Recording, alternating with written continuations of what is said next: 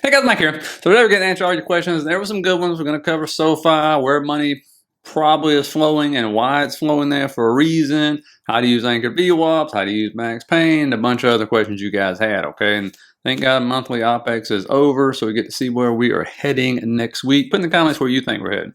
You think we're going to have an inauguration rally or not? It's going to be a sell the news event. So let's go ahead and get started, and feel free to participate in these as usual and put any other questions you have, and I'll put them in next Saturday's video. Now, this one came from a couple weeks ago, actually, and it was talking about the 10-year rate, which we talk a lot about, right? And it says the 10-year rate does cause higher mortgages and other things you mentioned, but remember, this risk-free return starts to compete with very risky equities. That's exactly right, and that's the trade-off. The next person says, portfolio diversification 101. Am I willing to accept X amount of risk for X amount of returns relative to the risk-free rate? And when you come over here, that leads us into this question right here, which says, could the funds flowing into bonds be, since it's the new year and they're rebalancing, into them flowing out of the huge gains they made last year into something safer for their portfolios? Absolutely. And what he's referring to, if you didn't see that video, is this right here. Normally, the mega caps get the majority of the flows for weeks and weeks and weeks. All of a sudden, the previous week, you saw much more flow into aggregate bonds, government bonds, and things of that nature. And you saw them flow out of consumer cyclicals, U.S. small caps, and there just wasn't anywhere near as much put into the large caps. And so one big reason for this is, yes, they are trying to, especially the government bonds, trying to get as risk-free as possible and capture the 4.8, whatever they're paying for those bonds at that point in time. And there's TLT, of course, which people are looking at this one. And now if Jim Carson is right and yields do go way up and continue to go up, this is going to make TLT go down even more. Okay, keep that in mind. And so this is the difference. But people see this level as that and they're like, man, this is a really good opportunity right here.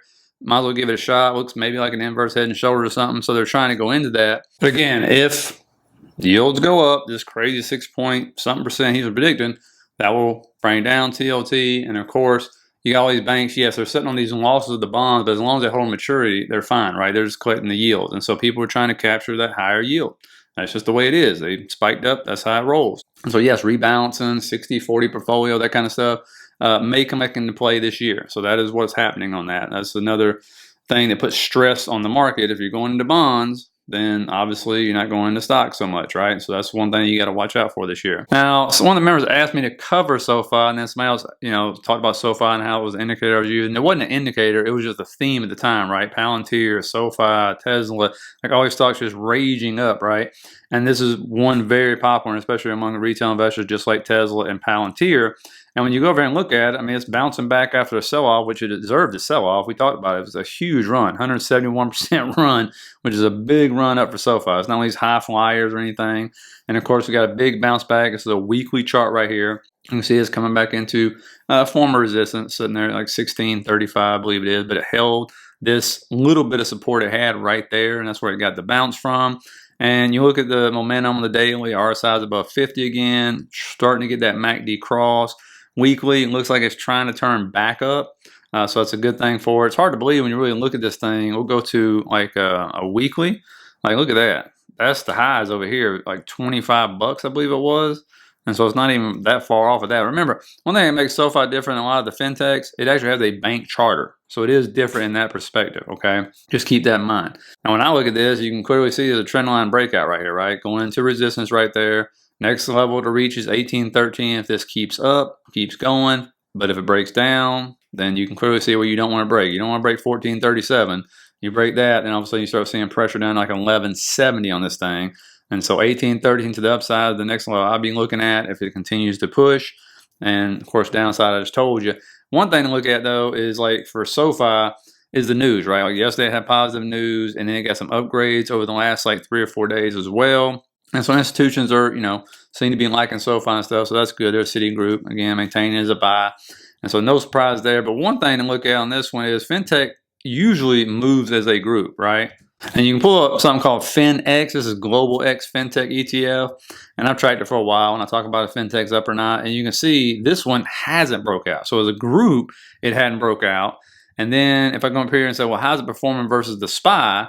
And you can see, and this is big when this happens, it hadn't broke out yet, but it's getting close. And so if you see FinTech up against the SPY breaking out against it, that bodes well for SOFI, okay? Because SOFI, which I'll show you the holdings on this, But again, you can do this, just draw yourself a trend line. Normally what you'll see is when you see a break above this, that means fintech is outperforming SPY.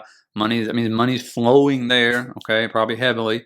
And so that's a good thing. But we'll see, if this is going to happen or it's going to get rejected to that trend line, and that becomes a false breakout on SOFI. But when you look, you can see all these top holdings, right? PayPal, Block, and then if you go down, you'll see right there, there's Toast, there's SoFi right there, Affirm, a lot of them. When you keep scrolling down, you'll see what they consider fintech. I mean, Coinbase is on there too. So, a lot of these, for example. So, a whole bunch of them in there. Again, SoFi, I think, is number 10 or 11 weighted in there and stuff. It's even crazier, though. Something might take away from SoFi, I don't know, but they're coming out with SOFX now. It's going to be a 2x long ETF. And these ETFs are cool, man, but guess what? If money's going into these ETFs, these leverage ETFs, that's money that's not going into the regular stock anymore, right? And so I don't know how you feel about those, but it's great to have them, I guess. But to me, it takes away from the stock itself, because people aren't, if they have $1,000 to spend instead of the $1,000 going to SoFi, and they split them up, now all of a sudden you're going 500 into a 2x, 500 into SOFX. Well, that's less volume going into the regular SoFi stock, SOFI. And so I don't know how you feel about that, but they're bringing out too many of them as far as I'm concerned. Now, next one here says, like you said before, with breadth so narrow, what happens when the Mag 7 fail to catch a bid? Seems like we're going to find out. Any opinion on inverse ETFs? Too difficult to time them. And yeah, I mean, we'll see. If the market's going to go up, Mag 7 have to catch a bid. But when it comes to any inverse ETF, especially if they're leveraged, you just got to be able to time them correctly. But if they're leveraged, you just got to have the risk profile for that. Okay, that's what most of these inverses are, it seems like. And so Tesla has them, Nvidia has them. I don't know if SoFi has them or not. I just showed you SoFi the one, but I'm sure they'll come out with an inverse on that one, and it'll be leveraged. Who is Mister has them, and so they keep rolling these out. I even think Palantir has them now. And so if you can stomach the downturn of them when things go bad, sure. But if you catch them on the right turn, boy, you're loving life. And so I have nothing against them. I think they're a good tool if you want to use them and stuff. So that's just about all I got to say about that one. But let me know which ones your favorites are in the comments, and I'll try to discuss a few in particular if you want. Now, the next one here says, could you explain what is an anchor VWAP and how to chart it? And yes, I will. Real quick, if you're a member, I already did one of these in December for you. A lot of different trading view videos, but the last one was on anchor VWAP, so make sure you go back and look at those. They should be on the Patreon as well if you scroll down. But when you look at this, there's one stock in particular I'll discuss today, and it's Nike, because I just talked to a member about this the other day. And this one is very interesting in how it follows its anchor VWAP. And most people, what you do is you click on right there. I'm just picking this. You hit it, and you'll see this line up here. Most people, what they do is they say, okay, below, not good, not buying, maybe even selling. Above, gonna end up buying, okay, but never use it alone. Right, you have to have support resistance where it coincides, confluence, things like that. But when I look at this, especially on Nike, when you look at this, the year-to-date anchor VWAPs and like big earnings, if you got big earning gap ups, big earning gap down, elections, all that stuff, that's where you want to put anchor VWAPs for me. And when you look at this is the year-to-date anchor VWAP for Nike. Look at this thing: rejection, rejection, rejection, rejection, rejection. So do you really want to buy Nike when it's below this anchor VWAP right now? Probably not. Good luck to you if you do. I wish you the best. The reason why I say that, because when you go back and all these lines, all these are anchor VWAPs, right? And all stocks are different. Some of these aren't going to react like this. This is a big earnings gap down. Look what happened. Big earnings gap down. People say, I'm going to buy. I'm going to buy. Rejection, rejection, rejection, rejection. And finally, you get above. Wow, look at that. Big movement above. Ain't that great? And then, of course, what happens, though? There's another anchor VWAP there. I'm going to guess this is either a earnings or this is going to be a year-to-date. But again, it gets rejected there. So, when you have these earnings gap down this thing year to date and it just keeps rejecting, it doesn't hurt to wait. I'm just saying, not advice, but seriously. And again, if we start scrolling back on this, you'll see others. I'll give you some examples here. We'll follow this one back. This has got to be earnings. You can tell. Oh boy, Nike, what a mess. It's earnings. Look at that. Rejection, rejection, rejection. And people are just trying their best to buy it. Oh, it's going to fill that gap. And it finally gets above it. You get a nice move, right? But again, it's just reject, reject, reject. And so what's above it? More anchor VWAPs, right? So it's rejecting on these things. And so now if it has earnings next time, and obviously you see a big gap up, well, then you want to sit there and put an anchor VWAP on that, right? See if it stays above it. This right here is the year to date, all right? It comes down, stays below it. Probably don't want to buy that right there, all right? You see the one above, look at this earnings. Oh, my goodness, man, this company's a mess. Look at that. Comes down, people are trying to buy it. Reject, reject, reject. Forget about it. just a hot mess, right? And then if you're looking at like day trading stuff, what a lot of people do, I like to put mine on 6 o'clock where futures open up right here. Again, you can see it respects it. It'll come down, usually touch it and bounce or get rejected or whatever. And then I'll do probably 8:30 if there's a big news candle like there was the other day. So, I'll put that one on there, and then maybe 9:30 or something. But, that's how to use them. And you just get, because it talks about price and volume, right? Which are two big important things. And people use them differently. I know people that literally, once it gets above the anchor VWAP, they buy. And then once it gets breaks below, they'll either sell what they had or end up shorting, right? But to me, you have to use confluence with like fibs and support, resistance levels, all that good stuff. But I just want to show you Nike because it's kind of an interesting one. And so many people have tried dip buying that thing and just been destroyed. And now you see why. Okay. So next one here from Dr. Mark says, hey, Mike, quick question. Are Fed members and PAL allowed to personally buy stocks and invest privately? If so, shouldn't that be illegal, especially over the past 2 years? Well, I don't know if you remember this, a timeline of the Federal Reserve's trading scandal. Yeah, this was funny. Only in America could this happen. So you got 2 Fed members, they're trading millions while they're setting monetary policy in 2020. And this one guy, Kaplan, made multiple stock trades in 2020 with several $1 million plus stakes taken in Apple, Delta Airlines, Occidental Petroleum, iShares floating rate bond ETFs. This other guy, Rosengren, made multiple purchases, sales of REITs and other securities. And they're like, oh my goodness, we'll never do it again. And guess what we're going to do? We will dump all our holdings by September 30th. Oh, what a punishment. Do we remember that date? September 30th. So let me get straight. They rode this all the way up. Their stocks were up enormously because the SPY was up 60. So the stocks were up hundreds of percent, right? While they're setting monetary policy. Oh, and then look, the punishment was almost selling at the exact top because about 40 days later, see you later. Here comes the 2022 crash. Oh, well. Oh, my goodness. Look at that. So what a huge punishment. So they went in and they changed the rules. And they said, okay, look, we need the trust of the public. And so they come in and say, under the new rules, senior Federal Reserve officials are prohibited from purchasing individual stocks or sector funds, holding investments in individual funds, agency securities, cryptocurrencies, commodities, or foreign currencies entering into derivative contracts and engaging in short sales of personal securities on margin. Additionally, senior Federal Reserve officials will be required to provide a 45 days non-retractable notice for purchase and sales of securities, obtain prior approval for such transactions, and hold investments for at least 1 year. So at first it says they can't do it, then it says, okay, you got to seek permission to do this, and then hold them for a year. So it kind of took the trading out. That was good. But yes, those guys absolutely did it. I remember that mess. And so, yeah, they're still allowed to own stuff. Now, next one here says, I wonder about why do we often gain overnight, but then give it all back before market open? Does that mean international market at play, or these are different categories of traders who trade stocks during the time because of any specific reason, maybe less restrictive? Yeah, of course it's foreign markets. And you look over here, I mean, look, I don't know about Sydney, but you got your Asian market, and then London comes online, and then we overlap, which is where most of your traders are right here, when London and New York overlap because you get the highest volume. And then we come online, of course.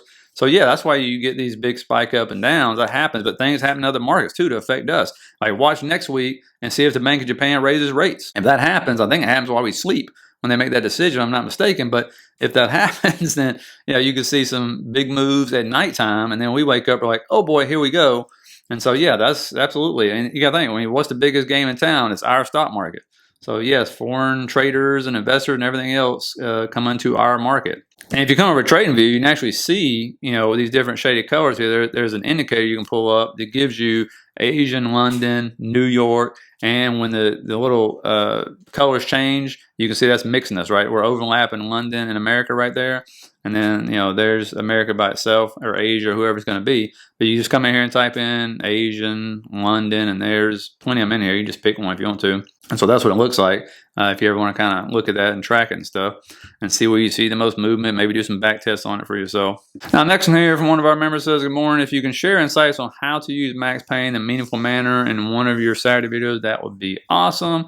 And yeah, I can do that. And again, it's like one of those things you use as a reference, right? And max pain theory is basically saying the options market, runs the market. So what is the level which will create the most pain for option, buyers and sellers and stuff? And when you look at it, max pain like 591 was, I believe it was Thursday, if I'm not mistaken. You'll see different levels of where most of them are setting at and everything. But so like 591 right there in the bowl.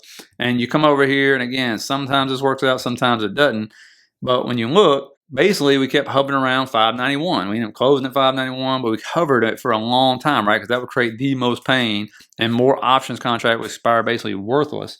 And so does this work on days like Wednesday when we went up crazy amounts? Nope, surely does not.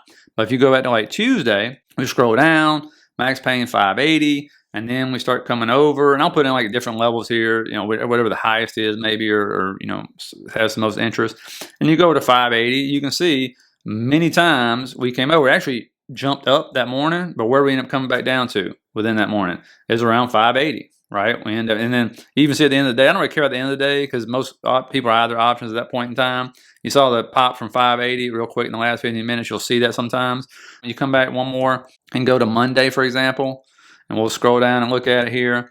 You can see max pain was 583, and then we scroll over here. There's Monday. We gapped down, right? And so it's 583. So we're not 583. So max pain was up here. Now, sometimes what happens is, and this is how I looked at it, if max pain is higher than where we're at, what did you see all day? We started grinding up at 1130 towards 583, right?